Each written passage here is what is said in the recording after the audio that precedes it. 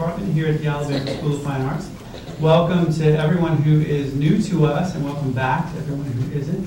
This is one of my favorite events of the year, and it is really gratifying to see such a large number of you here to share in the joy of poetry and the joy of community too. I think this reading is especially interested in that idea, what poetry, the community of poetry can do. So first, let me thank a few members of our community. Of course, Jim and Liz Reed, who are the sort of brains and energy behind this organization. Jim would say that Liz is mostly the brains and energy behind it, I think I can say that, and she's awesome, and so is he. So thank you so much for working with us for the last 13 or 14 years to bring this program to Birmingham. Also Darlene Gray, who has done just yeoman's work year after year in making this thing happen. Thank you also to our readers, all of you. Some of you I know, some of you I don't. I'm looking forward to hearing your favorite poems and why you love them.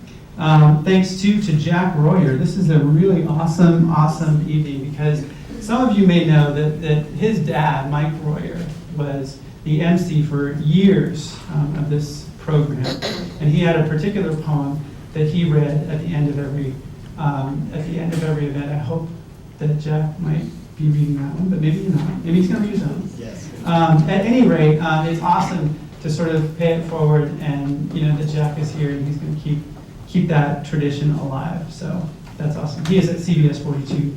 If you don't know that, he's the anchor there. So thank you so much, Jack, for joining us. Thanks to the creative writing parents and students. Outside there is a wonderful reception and a raffle that I'll talk about in a second. Lots of just organizational stuff that our parents have stepped up to the plate and really helped us make this event something special. So thank you to them and to our students too, some of whom are reading tonight, some of whom will be writing poems on demand out in the lobby. So please get a poem written by demand by one of them. And they'll just be sort of circulating to be awesome as they are. Also, we're really excited to have our fellows from the Booker T. Washington Magnet School for the Arts in Montgomery. I don't know if you're aware, but you should be aware. First of all, BTW is one of the fine institutions of K through 12 education and arts education in the state. And the first week of school or thereabouts, their building was decimated by fire. And that is not only a loss in terms of like arts education right now, but it's a historical loss. That's a historical building. Lots of important Alabama history has happened there. So it's a huge loss, and they are in the process of responding and rebuilding. And this event is, in some small way, our effort of solidarity and having them come. A couple of BTW students will be reading tonight, and they brought a contingent of 12 or so of their students and parents. So we are so excited for them to be here and to show our support. So there's several ways that you can support their rebuilding effort. Number one, you can buy a raffle ticket outside. That will give you a chance to win one of the lovely centerpieces on the food tables. But it'll also support BTW. All the poem on demand, Poem Depot donations will go to BTW. And then the Fame Board, the BTW Fame Board has a website where you can donate to their causes, their various causes. They need supplies, but they also need lots of other stuff. So this is an awareness event, and it's also a solidarity event. So thanks to you guys for coming. And I think that's about all the announcements that I need to make. Join us for the reception afterwards. Also, there's a visual arts exhibit in the Visual Arts Gallery, so please feel free to circulate in there during the reception as well. Okay, so thanks everybody for coming, and let me introduce Jack Royer, who will be our host for the evening. Thank you, everybody. It is my pleasure to be here tonight. I am from CBS 42, which is 2 doors down from where I spent my childhood at Channel 13 watching my dad work for years. And I was so thrilled when Liz and Jim invited me to be here tonight. Dad came to this event every year and was always so excited, and he would always ask me if I could come, but I was always working or doing something. It was usually work at a football game or something. And this is my first time to be here tonight, and I'm excited. If you had told my English teacher a few years ago that I was at a poetry reading, she would have fainted. So I'm proud of that this evening. I want to say thank you to the BTW Fellows for being here as well. We covered that story a few weeks ago, and it was so sad to see the video of that school that meant so much to so many and so many people that I've met and interviewed over the years. And we are glad to see the resilience of the faculty and students there as you guys start to rebuild.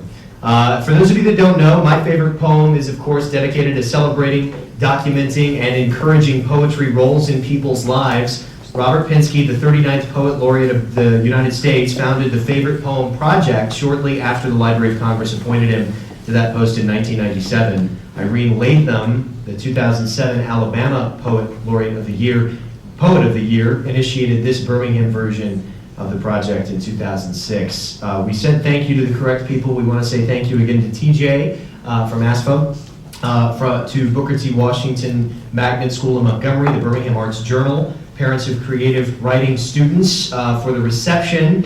We're not certain always whether folks come for the poetry or for the food, but either way, we're glad that you're here this evening. We want to thank the My Favorite Poem Committee. It's Birmingham's version of My Favorite Poem. It proves that poetry is for everyone, not just for English teachers, and these folks are responsible for the diverse group of readers that we have tonight. We want to thank Darlene Gray and Jim Hooker for inviting the readers to be here. Jeff Langdon, Chief Creative Guy, it says here. I think that's a technical title. We appreciate his gifts to the readers. And Steve Edmondson, who is working our videography for the evening as well. Steve, you let me know when you need to change tapes. It would not be the first time somebody shouted out while I was reading. Will do.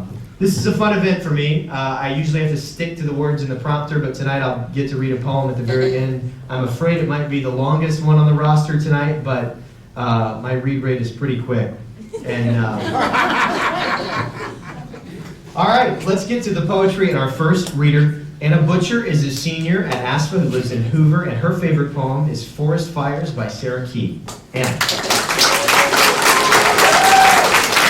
Hi, my name is Anna Butcher. I'm a senior here at the Alabama School of Fine Arts. And some background on my favorite poem and the poet. So Sarah Kay is a spoken word artist who I found through her TED Talk when I was about 14 years old. And when I listened to that TED Talk, I felt like head over heels in love with her work. And so I immediately bought her book afterwards, and I was like, I have to read all of this. And as I was reading it, I found this one poem that I just kept coming back to again and again, and it's called Forest Fires. And I love it because every time you read it, you gain something new from it, and you connect with it in some new way. And for me lately, it's a poem about like loss and kind of going like what to do afterwards. And for me lately, my family has experienced a lot of unexpected loss earlier in the year, and so it's been amazing to read this poem with kind of a new vision on it and just see how not only is it beautiful language, but now it kind of connects to me on an even deeper level. And also it's like, I didn't know this, but it's the inspiration for like most of my thesis that I didn't recognize until like 2 weeks ago when I read it again. So that's all you need to know about the poem. This is Forest Fires by Sarah Kay. I arrive home from JFK in the rosy hours to find a new 5-in-1 egg slicer and dicer on our dining room table. This is how my father deals with grief. 3 days ago, I was in the Santa Cruz Redwoods, tracing a mountain road in the back of a pickup truck, watching clouds unravel into spider webs. 2 days from now, there will be forest fires so thick they will have to evacuate Santa Cruz. The flames will paint the evening news a different shade of orange. And when it happens, I will be in New York City, watching something else on TV, commercials probably, which is all that seems to play on hospital television sets. The beeping from the nurse's station mixing with sales jingles, the theme song for the ailing. My grandmother's tiny body is a sinking ship on white sheets. I hold her hand and try to remember the highways. It really goes to show that it doesn't take much with these dry conditions to start a fire. a CAL FIRE spokesman will tell CNN on Sunday. Fire officials have been working tirelessly, but controlling something this big is impossible.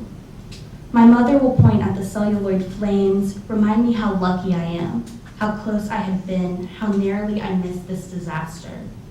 My father will point out a commercial for the Brown and Crisp, repeat line by line how it bakes, broils, steams, fries, and barbecues. He'll write down the number to order it later.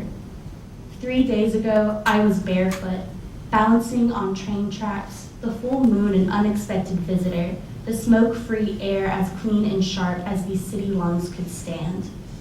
2 days from now, I will find my father making egg salad in the kitchen, exhausted after an all-night shift at the hospital. I will ask if he needs help and understand when he says no. I will leave him to slice and dice the things he can. My grandmother folds her hands on mine and strokes my knuckles like they are a wild animal she's trying to tame. She tells me I'm gorgeous, watches a commercial, forgets my name, tells me I'm gorgeous again. My father watches from the bedside chair. His mother and daughter strung together with tight-rope hands, fingers that look like his own. And somewhere in California, a place I once stood is burning. Thank you.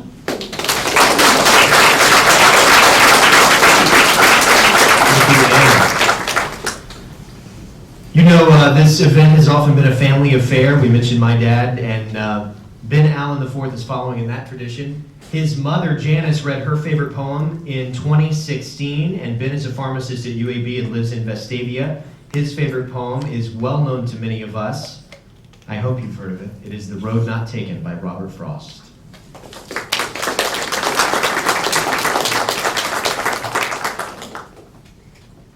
Good evening. Just thanks for having me here, first of all. I chose this poem, which is a very popular poem. However, I was not familiar with it until recently. And it's kind of reappeared in my life, whether in a movie, through friends, or through conversation. And I chose to read this poem to you today because, to me, this poem is about choice. And in speaking to the youth, obviously choice is very important. And so, at the beginning of this poem, you'll hear the author, or poet, basically, discusses how he has 2 roads that he can choose. And it made me reflect upon my childhood and when I was developing and some of the choices I made as far as who was I going to be and how was I going to be. And I was the baby of my family, and so there were a lot of people I could have been like and a lot of people I could have looked up to. So I made what I realize now are many critical decisions to just be different and to choose my own path. And in choosing that path, many doors have opened. And I say that because in the beginning of this poem, it seems as if the poet is indifferent about either or which path or road he should choose. And I know being a young person, it can seem like it's not a big deal when you're making choices, but it is a big deal.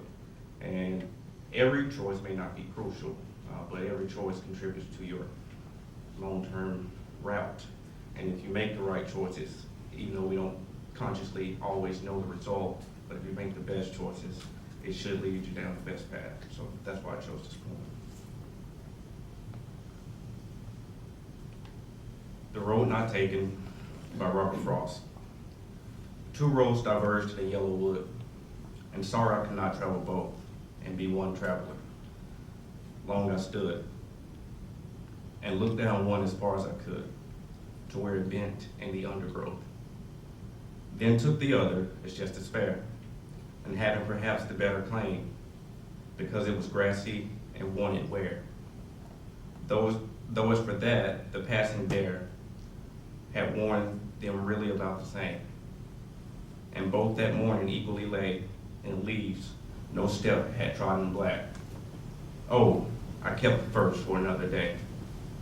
Yet knowing how way leads on to way, I doubted if I should ever come back. I shall be telling this with a sigh, somewhere ages and ages hence. 2 roads diverged in a wood, and I took the ones less traveled by, and that has made all the difference.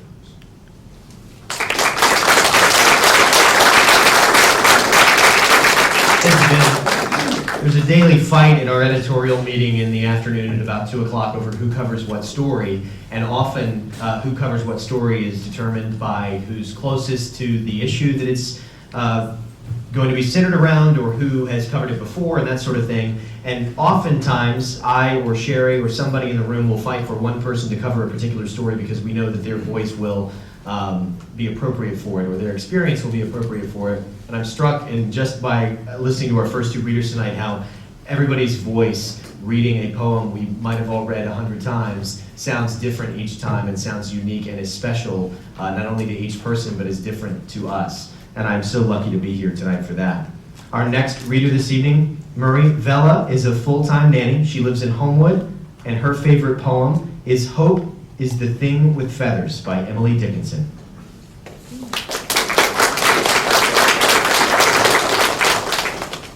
Hey, I'm Murray.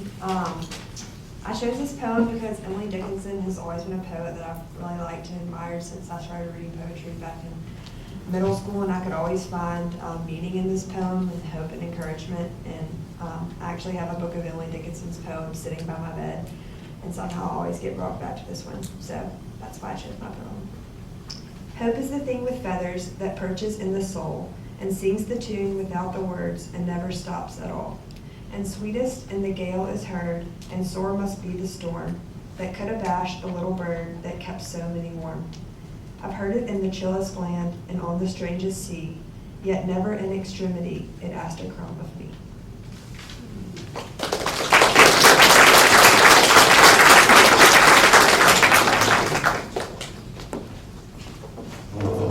Thank you, Murray.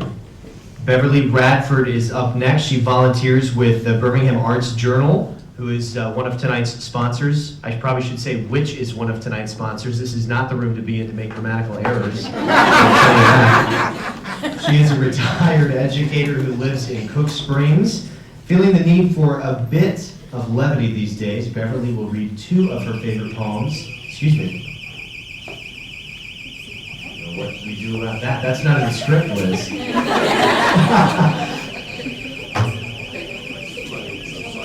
All right, let's take a vote. Should we wait? Hands up for wait. Now we'll keep going. I see one hand, sir. I appreciate that. He's bold.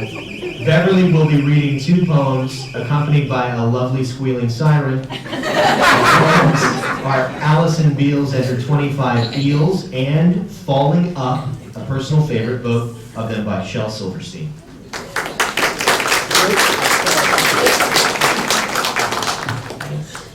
You kind of stole a little bit of my thunder, and I brought my Marco.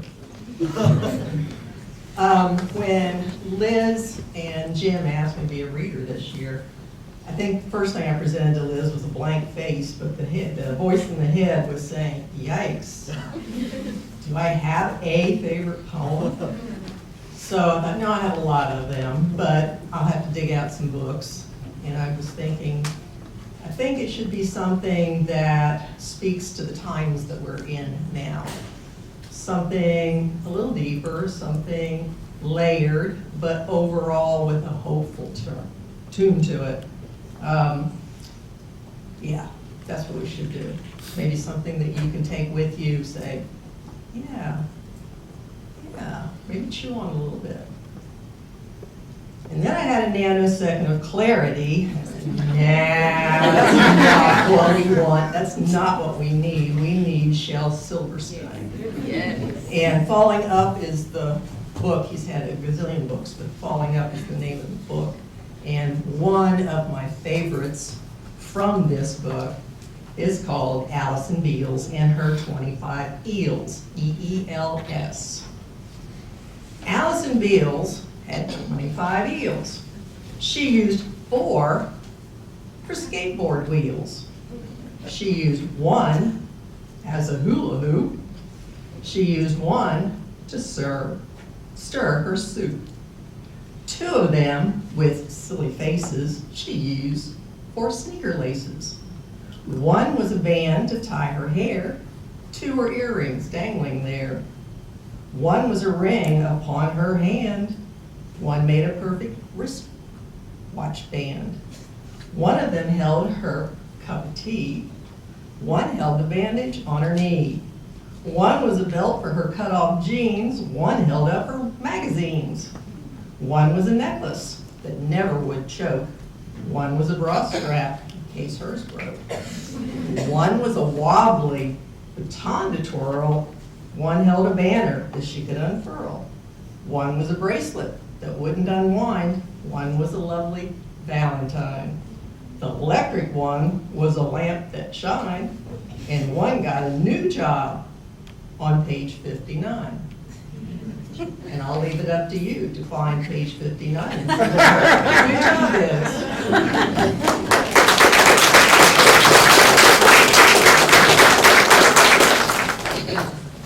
Andrew Brown is up next. Andrew is an actor and comedian living in Vestavia. His favorite poem is called It's All Right, Ma, I'm Only Bleeding by Tom Dillon.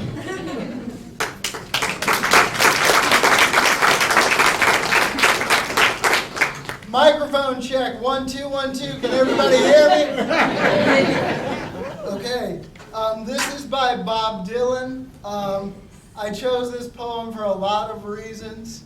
Number one mainly was to reiterate the idea that I don't see poetry so much as specifically a form of writing, so much as an idea, and it really resonates across disciplines. This was originally written as a song, but I think you'll be able to hear the poetry in the language. And the second reason really was because I feel the dominant emotion of the times that we're living in for everyone is sort of confusion. And we just sort of feel like things are getting thrown at us from every direction. And I think this poem is really a catharsis in regards to that. So this is It's All Right, Ma, I'm Only Bleeding by Bob Dylan. Darkness at the break of noon, shadows even the silver spoon, the handmade blade, the child's balloon, eclipses both the sun and moon. To understand, you know, too soon, there is no sense in trying. Pointed threats they bluff with scorn, suicide remarks are torn from the fool's gold mouthpiece. The hollow horn plays wasted words, proves to warn that he not busy being born is busy dying. Temptation's page flies out the door. You follow, find yourself at war. Watch waterfalls of pity roar. You feel to moan, but unlike before, you discovered that you just be one more person crying. So don't fear if you hear a foreign sound to your ear. It's all right, Ma, I'm only sighing. As some worn victory, some downfall, private reasons, great or small, can be seen in the eyes of those that call to make all that should be killed to crawl, while others say don't hate nothing at all except hatred. Disillusioned words like bullets bark as human gods aim for their mark, make everything from toy guns that spark to flesh-colored Christs that glow in the dark. It's easy to see without looking too far that not much is really sacred. While preachers preach of evil fates, teachers teach that knowledge waits can lead to $100 plates. Goodness hides behind his gates, but even the President of the United States sometimes must have to stand naked. And though the rules of the road have been lodged, it's only people's games that you gotta dodge. And it's all right, Ma, I can make it. Advertising signs, they con you into thinking you're the one that can do what's never been done, that can win what's never been won. Meantime, life outside goes on all around you. You lose yourself, you reappear, you suddenly find you got nothing to fear. Alone you stand with nobody near, when a trembling, distant voice, unclear, startles your sleeping ears to hear that somebody thinks they really found you. A question in your nerves is lit, yet you know there is no answer fit to satisfy, ensure you not to quit, to keep it in your mind and not forget that it is not he or she or them or it that you belong to. Although the masters make the rules for the wise men and the fools, I got nothing, Ma, to live up to. For them that must obey authority, that they do not respect in any degree, who despise their jobs, their destinies, speak jealously of them that are free, cultivate their flowers to be nothing more than something they invest in. While some on principles baptized to strict party platform ties, social clubs in drag disguise, outsiders they can freely criticize, tell nothing except who to idolize, and say, God bless him. While one who sings with his tongue on fire, gargles in the rat race choir, bent out of shape from society's pliers, cares not to come up any higher, but rather get you down in the hole that he's in. But I mean no harm, nor put fault on anyone that lives in a vault. But it's all right, Ma, if I can't please him. Old lady judges watch people in pairs, limited in sex, they dare to push fake morals, insult and stare, while money doesn't talk, it swears. Propaganda, who really cares? Obscenity, all is phony. While them that defend what they cannot see, with a killer's pride, security, it blows the minds most bitterly for them to think death's honesty won't fall upon them naturally. Life sometimes must get lonely. My eyes collide head-on with stuffed graveyards, false gods I scuff at pettiness which plays so rough, walk upside down inside handcuffs, kick my legs to crash it off, say, okay, I have had enough. What else can you show me? And if my thought dreams could be seen, they'd probably put my head in a guillotine. But it's all right, Ma. It's life and life only. Thank you very much.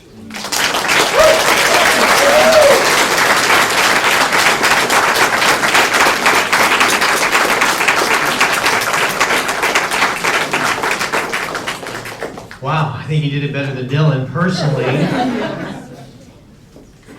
Come on in, folks. Happy to have everybody. We have some stragglers. I am usually the one that's late to the event, but you can't do that when you're emceeing, so not tonight. Andrew, thank you. Our next reader is Lauren Elizabeth Dewberry, who is a senior here at ASFA. She's from Pell City. Lauren's favorite poem is How Origami Was Invented by Bob Hickok.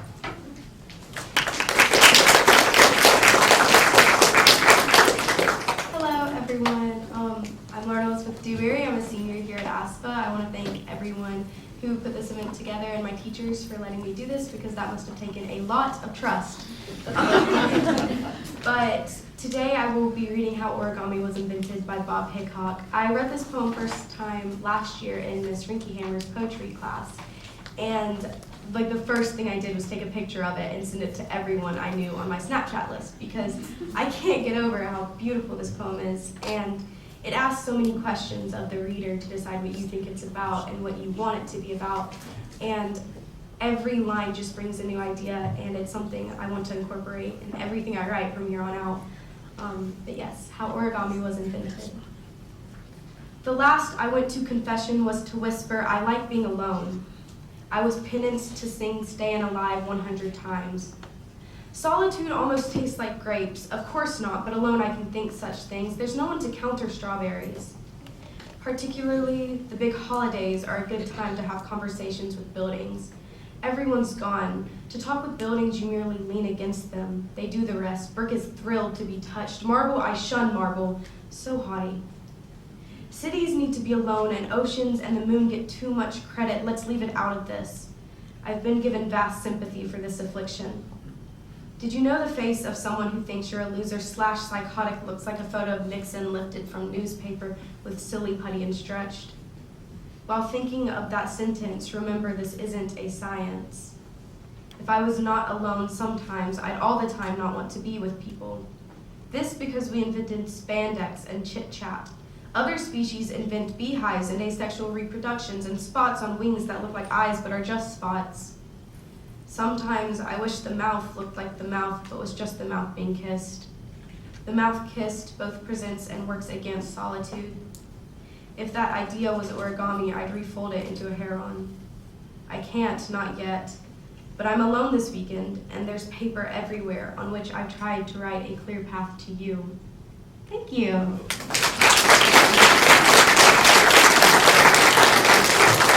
I always appreciate students from ASPA because nobody in this building is afraid of getting up and speaking in front of a room full of people, which is refreshing.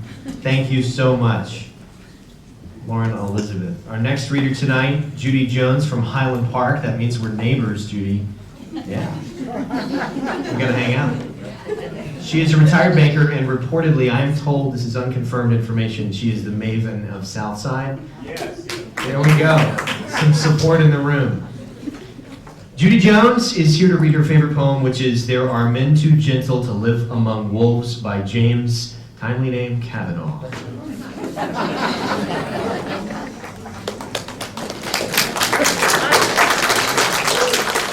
I appreciate the opportunity to be here, and I'll have to admit that I had a problem with the word favorite too. My challenge in picking a favorite poem was that I don't have favorites, so I've just been dysfunctional about that word for a long time. But also I don't consider myself particularly well-read with respect to poetry either, so here I am agreeing to come somewhere and read a favorite poem. So I, thought about it and I said, well, gosh, go through anthologies, I had, English classes in high school and college, and, think about something back then, and, I'm thinking I've got, retired teachers as friends, that they know poetry. I've got friends that post poems on Facebook, and, I always love everyone I read and thought that was fabulous and thought-provoking and beautiful. And I decided that if I just made an effort like that it was going to wind up being a little bit disingenuous with what I needed to stand up and do with respect to a favorite poem. So I decided to think about it for a few days, and then one morning it just kind of hit me. I was probably in my early 30s, which was a number of decades ago, and moved from my hometown of Mobile, took on a new job in a bank in Montgomery, and it was a little bit more intense than I was used to doing at the time. And we actually worked in data processing, and we would go into newly purchased banks and throw them on new computer systems. And it was, really intense work. It wasn't necessarily kind work. It wasn't necessarily nice to the people who worked there. It was really goal-oriented. You'd go in, you'd throw these people into this new system, and you'd leave, and it didn't sit with me really well. I was struggling with it a little bit. And a friend of mine gave me a book of poetry, and it was actually James Kavanaugh's poetry. And I opened it up, and they pointed to this poem, and they said, read it, and this is what it was. There are men too gentle to live among wolves. There are men too gentle to live among wolves who prey upon them with IBM eyes and sell their hearts and guts for martinis at noon. There are men too gentle for a savage world who dream instead of snow and children and Halloween and wonder if the leaves will change their color soon. There are men too gentle to live among wolves who anoint them for burial with greedy claws and murder them for a merchant's profit and gain. There are men too gentle for a corporate world who dream instead of candied apples and Ferris wheels and pause to hear the distant whistle of a train. There are men too gentle to live among wolves who devour them with eager appetite and search for other men to prey upon and suck their childhood dry. There are men too gentle for an accountant's world who dream instead of Easter eggs and fragrant grass and search for beauty in the mystery of the sky. There are men too gentle to live among wolves who toss them like a lost and wounded dove. Such gentlemen are lonely in a merchant's world unless they have a gentle one to love. It meant a lot to me way back then, but I've been actually very interested in how much it's popped back into my life through the years. And so I appreciate the opportunity to remember it and find it and revisit it today. Thank you very much. Thank you. We're about to drive back to the Wolves' Den on Red Mountain in a minute, so I needed to hear that. Thank you. Brielle is next, and I think she wins the award for furthest distance travel to be here tonight with everybody else who's here from Booker T. Washington Magnet School. She came from Montgomery to Birmingham tonight for this event, and we want to welcome Brielle again to read her favorite poem, A Woman Speaks by Audre Lorde.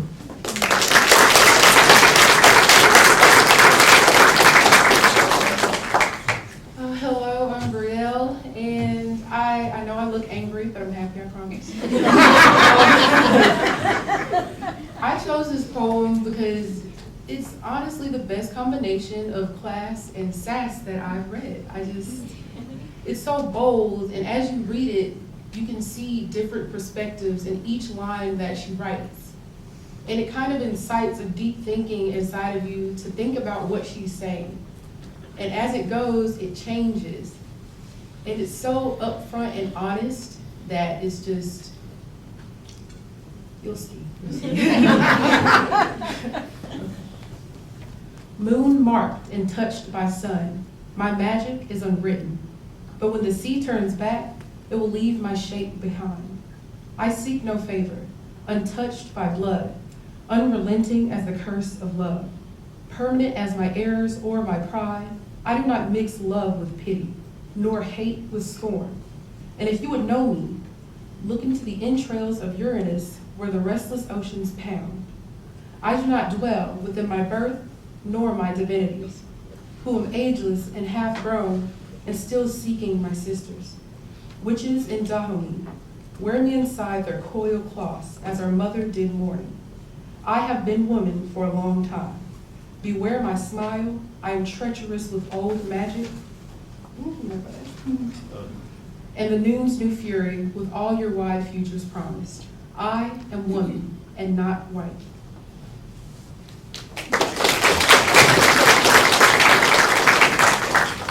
Just wanted to explain it. Okay, so there's a funny line in here. Like, I pronounced it the wrong way because I know it would be appropriate, but it's sassy. So read the poem. It's you know, okay, it's gonna be great. All right. Thanks, Brielle. Linda Williams is up next, another family member with a favorite poem. Her husband Larry read an Edgar Guest poem here 3 years ago. Linda is a banker living in Fairfield. Her favorite poem is To My Dear and Loving Husband by Anne Bradstreet.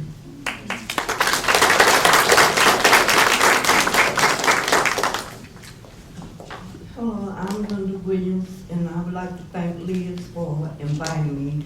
But to get here, it was my dear and loving husband that got me here. And I take care of him. Okay, the poem I'm reading is To My Dear and Loving Husband, and it's by Anne Bradstreet. If ever two were one, then surely we. If ever man was loved by wife, then thee. If ever wife was happy in a man, compare with me, ye women, if you can. I prize thy love more than whole mines of gold, or all the riches that the east doth hold. My love is such that rivers cannot quench, nor aught but love from thee give recompense. Thy love is such I can no way repay. The heaven reward thee manifold, I pray.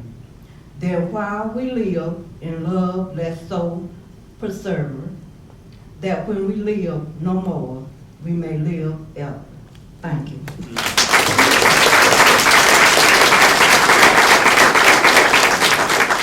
Every poem, I think that was my favorite one, and then the next one, I think that was my favorite one. Linda, thank you so much. J.D. Peppers is next tonight from Crestwood. He is a stylist, and it says here an all-around interesting guy. I believe it. J.D.'s favorite poem is indicative of his personality. There was an old lady who swallowed a fly by Melissa Brown.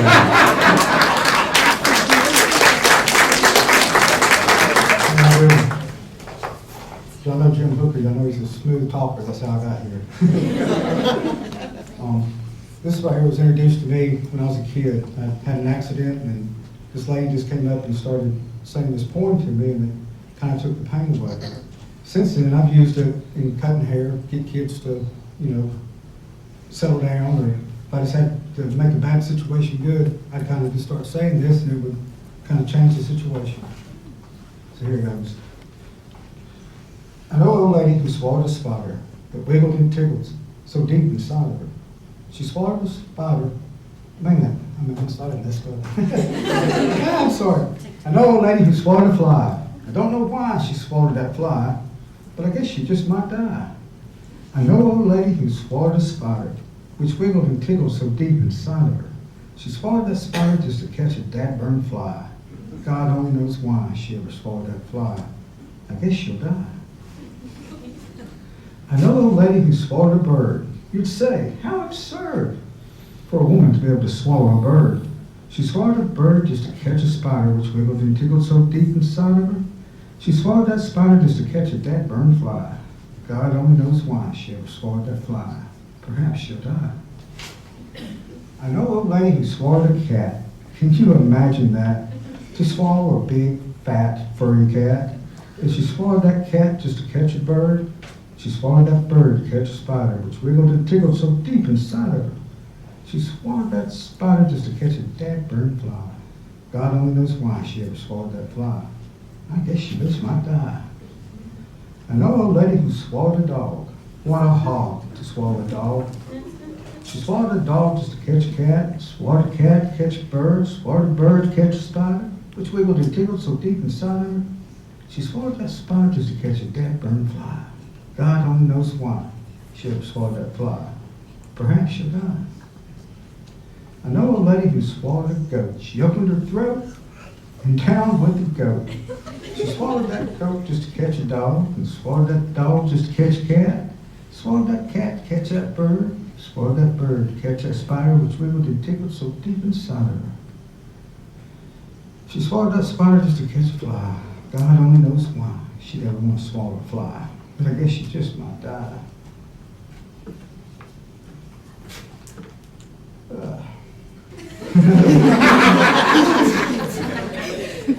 I know a lady who swallowed a cow.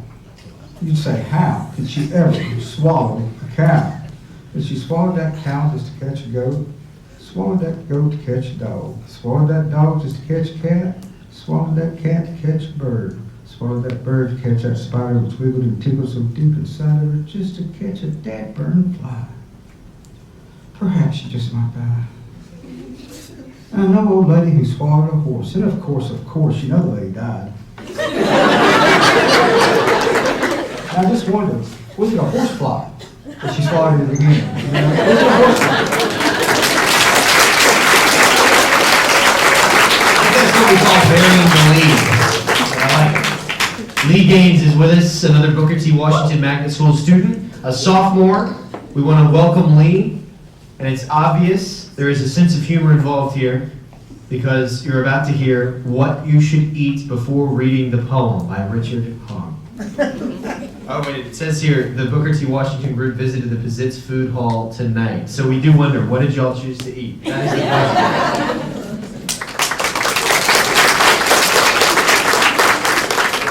The answer to that question is falafel, because I had never tried it before and I really wanted to try it.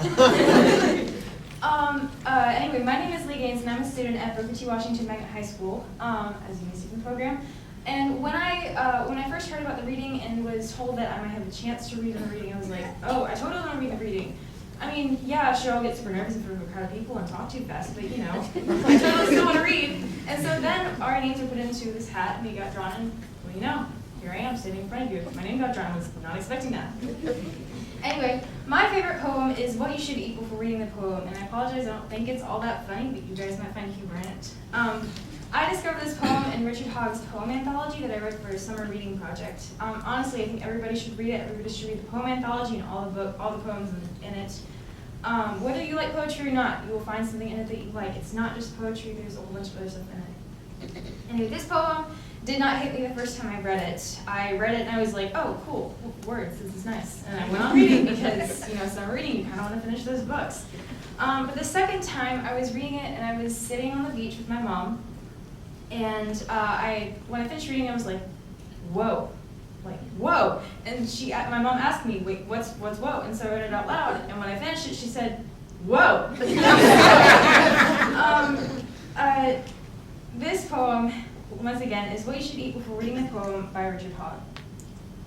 Before they read poetry, cows eat 7 pounds of sweet clover exactly 3 days before it blooms.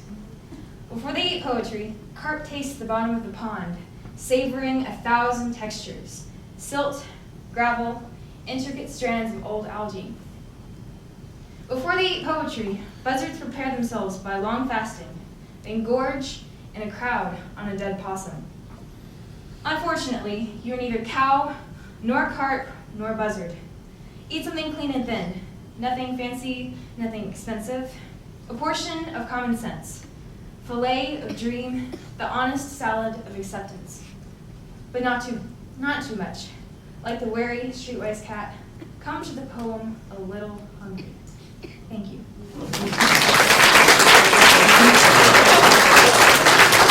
Hey, thank you. Steve, how are we doing on tape timing here? Doing fine. You sure? 15 minutes. 15 minutes, I'll hurry. I need to wait till the tape's off so I can tell you all my secrets so nobody knows. Like who was on the grassy knoll and all the information that I know. I'm kidding. Lisa Oestreich's bio will make you realize that your life is pretty boring because she is a physician with other interests that include art, refinishing furniture, traveling to Africa on medical missions, and poetry. So we're all clearly underachieving. Thank you for that reminder, Lisa. She is here to read her favorite poem tonight. We're glad she is. It is called 1, 2, 3 by Hannah Sinesh.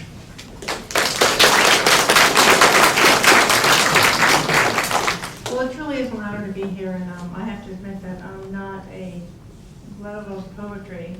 I do have some favorite poems. The poem I'm going to read tonight actually isn't actually a favorite poem. It's just a very touching and warm poem that I got after reading this book on Hannah Sinesh. She is a wonderful woman who was from Hungary. She was a Jew during the Second World War. I'm going to read you just a quick bio that I wrote because throughout the book she has, this is a diary that she wrote during her life. And she started really young, about like 6 years old she started writing this diary. Her father was a writer and she wanted to emulate him as well, and he died when she was really fairly young, so she always wanted to take after him. So this just kind of gives you a bio, and the reason why this is so important to me is that we've all heard of Anne Frank and her diary and all that she went through, but I had never heard of Hannah Sinesh before. And she truly is a remarkable woman that gave her life to really save a lot of Jews during the Second World War. And it was just important for me to really kind of share that story with you because I'm sure not many of you have heard of her. And so I can admit that I was not asked to speak tonight. I actually asked Liz if I could speak myself because it really meant a lot to me to share this person's life with you. The poem that I will read really is a short poem because I'm not a great poem reader, but it really kind of, towards the end of her little bio that I've written, will kind of, I think, say a little bit more about what the poem is about. Hannah Sinesh was a very bright, brave, noble Jewish young woman who fell prey to the Nazis during the Second World War. Hannah grew up in Budapest, Hungary, and loved to write poetry and someday wanted to write a book or play like her father, who had been a prominent comedian writer, but had died when Hannah was very young. When she had won a writing contest, she was asked to attend a prominent Christian high school. She was not given the privilege to scholarship as did others due to her religion, but she worked after school tutoring classmates to pay for her tuition. During this time, the German army had taken over Austria, and the Jewish suppression was invading Europe. Living through this, she became passionate over her heritage, and towards the end of her high school years, she became a Zionist. And how she defines Zionism is the movement of the Jewish people for their revival. After high school, she moved to Palestine to study agriculture to help build the land of the Jewish state. While working as a laborer in Palestine, she received a letter from her brother back at home and this is what she wrote about that letter in the diary. Suddenly I asked myself, wasn't it foolhardily romanticism against my instincts to leave the easy life, to choose life of hard work, virtually that of a laborer? And then shortly after she had received this, she signed up as one of 37 Jewish parachutists of the Special Operations Executive Paratroopers for the British Army to parachute into Yugoslavia to assist in the rescue of the Hungarian Jews who were being deported to Auschwitz. I believe that it was probably that this decision in her life is probably what she was referring to in this poem that I'm going to read. She unfortunately was captured by the Nazis, but it wasn't until after she had really freed over thousands of Jews. This poem was written while she was in prison. After she. This poem was written while she was in prison, just before she was executed in November of 1944. The poem is 1, 2, 3. It starts 1, 2, 3, 8 feet long, 2 strides across, the rest is dark. Life hangs over me like a question mark. 1, 2, 3, maybe another week or next month may still find me here, but death I feel is near. I could have been 23 next July. I gambled at what mattered most. The dice were top cast, I lost. Thank you very much.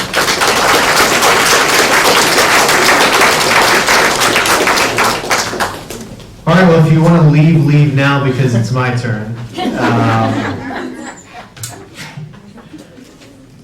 I really appreciate you folks laughing at everything I say. Because it's not that fun. My dad grew up in Indiana. He was raised on a farm and got pretty cold in Indiana in the winters, as many of you know. And his dad, who worked on the farm that he later owned, it was a great American success story that he now owns the farm that he grew up working on for somebody else, that everybody said you shouldn't buy it because it's not worth anything, it's a terrible farm, the drainage is all wrong, it'll never grow a crop at all. He worked to earn the money to buy it. He now owns it. My dad now owns it. And he moved here to Birmingham and met my mom, and the rest is history. However, before that, they would spend their evenings reading poetry. My dad's dad, my grandfather, has a great love for poetry and won a lot of speech contests in high school and things like that. And so to keep my dad and his brother quiet in Indiana at night when they had to get up early and work the next day, my grandfather would record this poem called The Cremation of Sam McGee on a tape recorder in a very spooky voice. And they would run into their rooms and play it over the tape recorder and listen to it the way that Grandpa Royer read it. And my dad talks to this day about the memories he has about this poem. And it might have kept him quiet and it kept him entertained. But it was an influential thing in my dad's life. My dad had a different approach of keeping me quiet. He just beat the daylights out of me all the time. So for my reading tonight, I will be reading The Cremation of Sam McGee by Robert Service. And a fair warning, I did not have time to read my scripts before this event this evening, so this will be a cold read and the first in a while, probably about a year. But here we go. There are strange things done in the midnight sun by the men who moil for gold. The Arctic trails have their secret tales that would make your blood run cold. The Northern Lights have seen queer sights, but the queerest they ever did see was that night on the marge of Lake LaBarge, I cremated Sam McGee. Now, Sam McGee was from Tennessee, where the cotton blooms and blows. Why he left his home in the South to roam round the pole, God only knows. He was always cold, but the land of gold seemed to hold him like a spell. though he'd often say in his homely way that he'd sooner live in hell. On a Christmas day, we were mushing our way over the Dawson Trail. Talk of your cold, though the parka's fold, it stabbed like a driven nail. If our eyes we'd close, then the lashes froze till sometimes we couldn't see. It wasn't much fun, but the only one to whimper was Sam McGee. And that very night, as we lay packed tight in our robes beneath the snow, and the dogs were fed, and the stars overhead were dancing heel and toe, he turned to me, and Cap, says he, I'll cash in this trip, I guess. And if I do, I'm asking that you won't refuse my last request. Well, he seemed so low that I couldn't say no. Then he says with a sort of moan, it's the cursed cold, and it's got right hold till I'm chilled clean through to the bone. Yet 'tain't being dead, it's my awful dread of the icy grave that pains, so I want you to swear that foul or fair, you'll cremate my last remains. A pal's last need is a thing to heed, so I swore I would not fail. And we started on the streak of dawn, but God, he looked ghostly pale. He crouched on the sleigh, and he raved all day of his home in Tennessee. And before nightfall, a corpse was all that was left of Sam McGee. There wasn't a breath in that land of death, and I hurried, horror-driven, with a corpse half hid that I couldn't get rid because of a promise given. It was lashed to the sleigh, and it seemed to say, you may tax your brawn and brains, but you promised true, and it's up to you to cremate those last remains. Now a promise made is a debt unpaid, and the trail has its own stern code. In the days to come, though my lips were dumb, in my heart how I cursed that load. In the long, long night, by the lone fire flight, with the huskies round in a ring, howled out their woes to the homeless snows. Oh God, how I loathed that thing. And every day that quiet clay seemed to heavy and heavier grow, and on I went, though the dogs were spent and the grub was getting low. The trail was bad and I felt half mad, but I swore I would not give in, and I'd often sing to the hateful thing, and it hearkened with a grin. Till I came to the marge of Lake LaBarge, and a derelict there lay. It was jammed in the ice, but I saw in a trice it was called the Alice May. And I looked at it, and I thought a bit, and I looked at my frozen chum. Then here, and I, with a sudden cry, is my crematorium. Some planks I tore from the cabin floor, and I lit the boiler fire. Some coal I found that was lying around, and I heaped the fuel higher. The flames just soared, and the furnace roared, such a blaze you seldom see. And I burrowed a hole in the glowing coal, and I stuffed in Sam McGee. Then I made a hike, for I didn't like to hear him sizzle so, and the heavens scowled, and the huskies howled, and the wind began to blow. It was icy cold, but the hot sweat rolled down my cheeks, and I don't know why. And the greasy smoke in an inky cloak went streaking down the sky.